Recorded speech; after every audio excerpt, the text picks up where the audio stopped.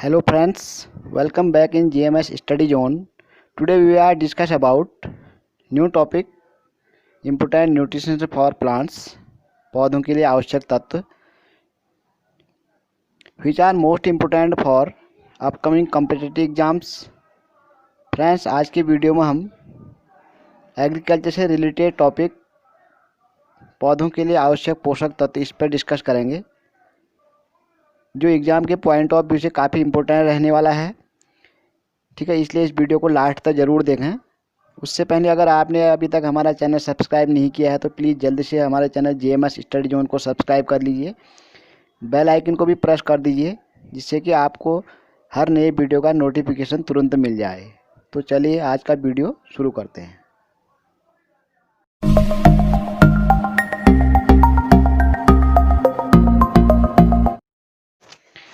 दोस्तों, जिस तरह मनुष्य के लिए हम लोगों को वृद्धि एवं विकास के लिए बहुत सारे पोषक तत्वों की ज़रूरत पड़ती है।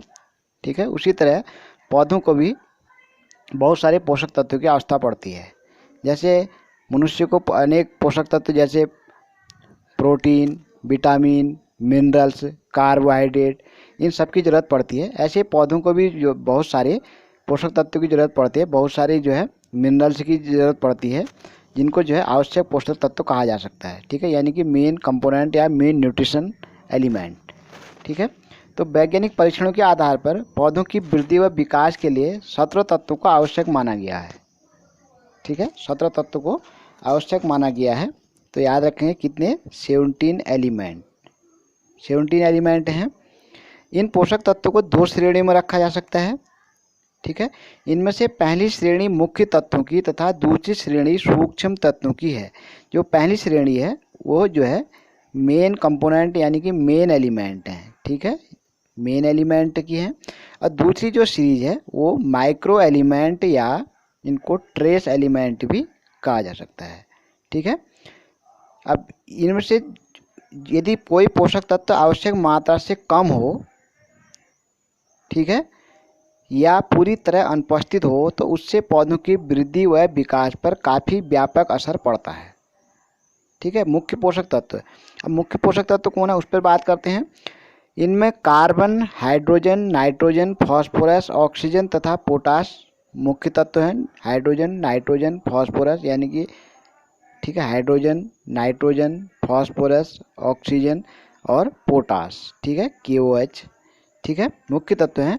इनकी पौधों को ज़्यादा मात्रा में आवश्यकता होती है।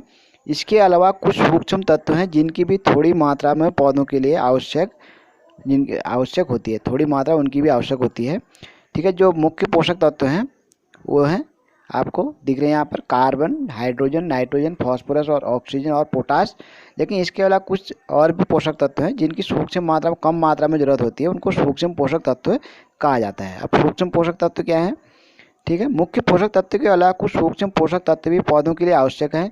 इनमें मुख्य हैं सल्फर, ठीक है, कॉपर, Cu, ठीक है, जिंक, Zn, उसके बाद मोलिब्डेनम, Mo।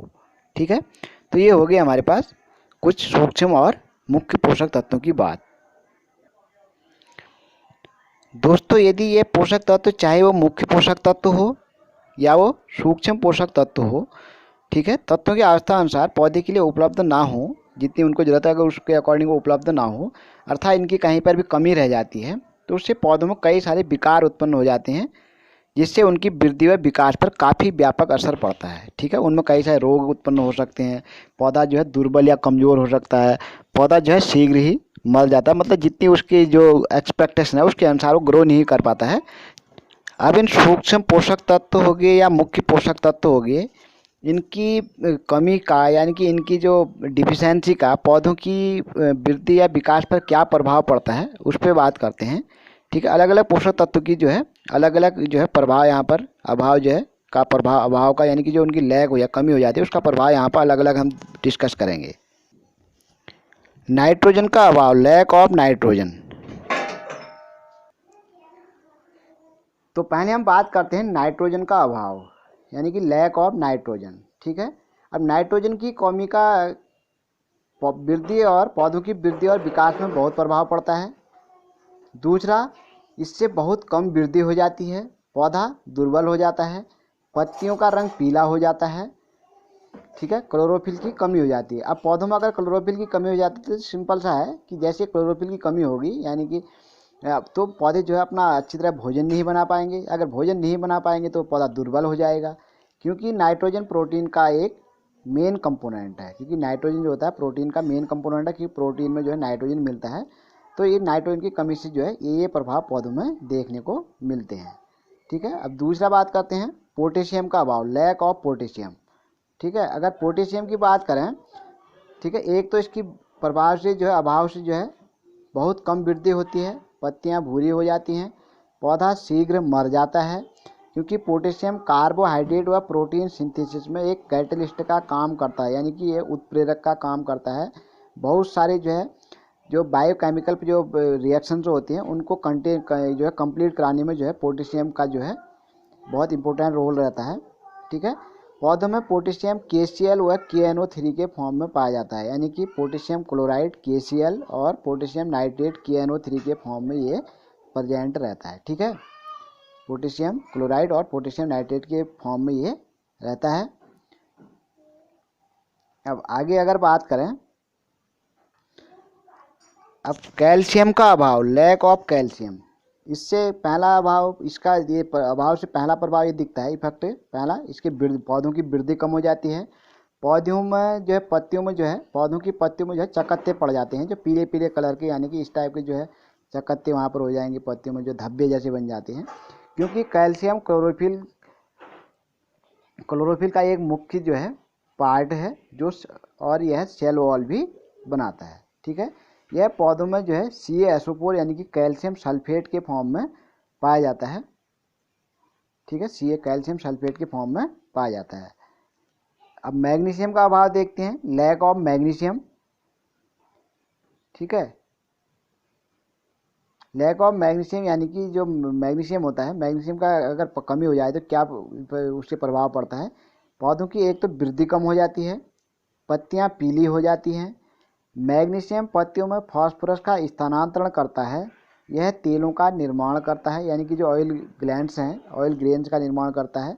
यह पौधों में सल्फेट के फॉर्म में पाया जाता है, ठीक है। सल्फेट के फॉर्म का मतलब या तो वो जो है MgSO4, ठीक है, MgSO4 के फॉर्म में पाया जाएगा, ठीक है। या इसको हम ऐसे भी लिख सकते हैं MgSO4 मैग्नीशियम सल्फेट के फॉर्म में पाया जाएगा, ठीक है। उसके बाद अब आयरन का इफेक्ट क्या होता है, लैक ऑफ फेरस, ठीक है। यहाँ पर फेरस है, थोड़ा सा ये मिसप्रिंट हुआ है, ठीक है। लैक ऑफ फेरस यानी कि आयरन की कमी का क्या प्रभाव पड़ता है। एक तो कम वृद्धि, पौधों की वृद्धि कम हो जाती है, पत्तियाँ पीली व सफ़ेद हो जाती हैं। यह साइटोक्रोम के संगठन में सहायक है, यह साइटोक्रोम को बनाता है।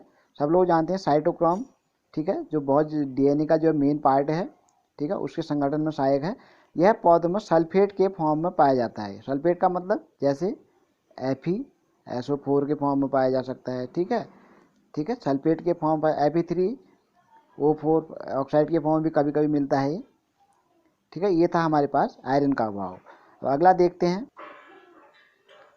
सल्फर का अभाव, लैक ऑफ सल्फर। सल्फर की कमी से जो है एक तो कम वृद्धि होती है, पौधा दुर्बल हो जाता है। यह अनेक अम्ल, विटामिन, लिपिड तथा प्रोटीन का संगठन करता है, ठीक है, उनको बनाने में या एसिड बनाने में, विटामिन बनाने में, लिपिड बनाने में, प्रोटीन बनाने में इसका जो है एक इम्पोर्टेंट रोल होता है। यह पौधों में सल्फेट के फॉर्म पर जाता है, जैसे MgSO4 भी अगर हमारे पास मैग्नीशियम सल्फेट है तो उसमें सल्फर भी कहीं कहीं पर है। FeSO4 है, वहाँ पर भी जो है सल्फेट प्रेजेंट है, यानी कि सल्फर प्रेजेंट है, ठीक है। तो अगला लेते हैं फॉस्फोरस का अभाव, ठीक है। अब फॉस्फोरस का अगर हम अभाव देखें, फॉस्फोरस की कमी से क्या प्रभाव पड़ता है, ठीक है। एक तो जड़ों को बहुत ज़्यादा हानि होती है, वृद्धि रुक जाती है। यह ATP यानी कि adenosine triphosphate deoxyribose nucleic acid, ribose nucleic acid वह कई एंजाइम के लिए आवश्यक है, इनको बनाने में इसका जो है अहम रोल है। यह पौधों में फॉस्फेट के रूप में रहता है, ठीक है, यह फॉस्फेट के रूप में उपस्थित रहता है। तो ये था दोस्तों जो पौधों के ऊपर जो विभिन्न जो आवश्यक पोषक तत्व है उनकी कमी का क्या प्रभाव पड़ता है। दोस्तों उम्मीद करता हूँ आपको ये वीडियो अच्छी तरह समझ में आया होगा। यदि समझ में आया हो और वीडियो का कंटेंट अच्छा लगा हो तो प्लीज़ वीडियो को लाइक कर दिए और जल्दी से हमारे चैनल जेएमएस स्टडी जोन को सब्सक्राइब कर दिए। तो मिलते हैं इसी तरह की अगली वीडियो में, तब तक के लिए थैंक यू फॉर वॉचिंग।